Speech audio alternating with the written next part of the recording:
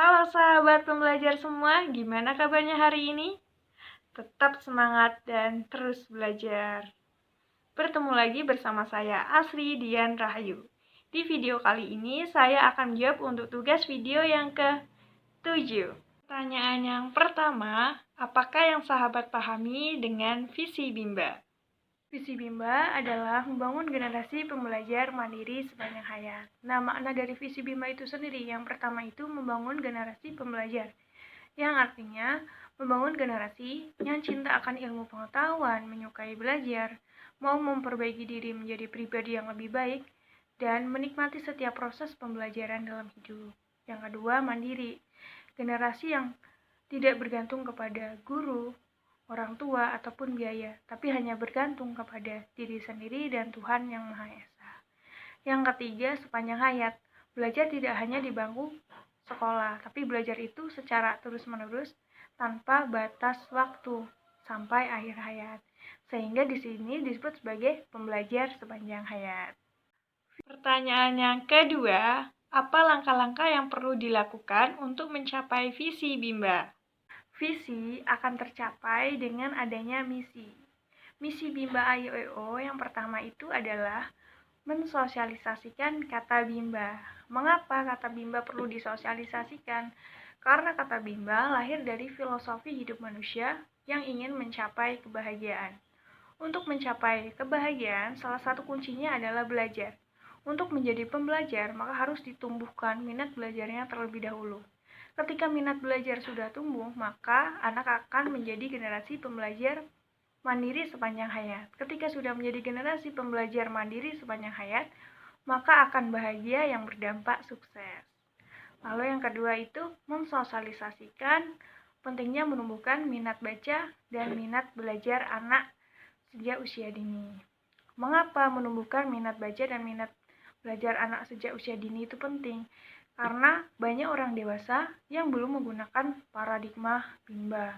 Di sini artinya banyak orang dewasa yang belum memahami pentingnya menumbuhkan minat baca dan minat belajar anak sejak usia dini. Jadi dengan melalui sosialisasi ini diharapkan orang dewasa menjadi paham dan mengerti bahwa menumbuhkan minat baca dan minat belajar itu anak itu sangat penting sekali dan memang itu adalah kewajiban kita sebagai orang lebih dewasa.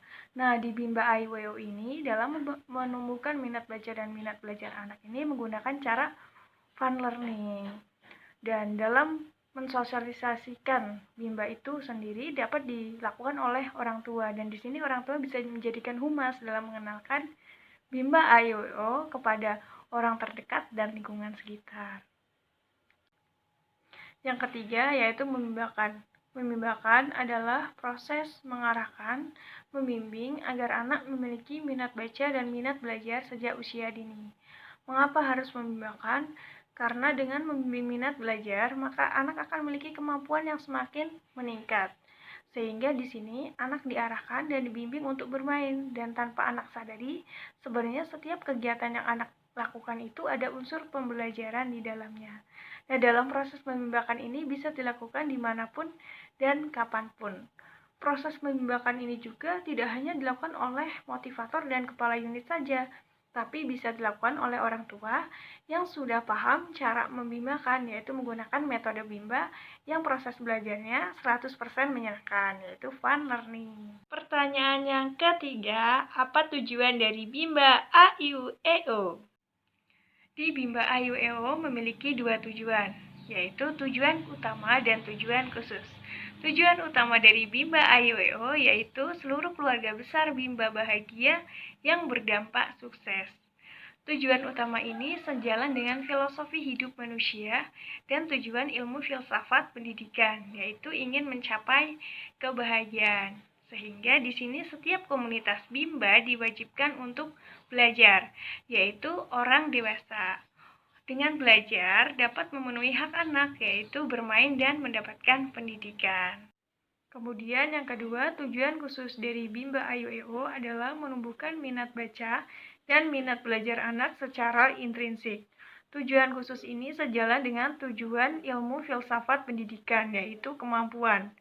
Nah, di Bimba AYO ini dalam menumbuhkan minat baca dan minat belajar anak, dilakukan dengan proses yang menyenangkan, sehingga ketika anak senang, maka anak akan mau mengulang.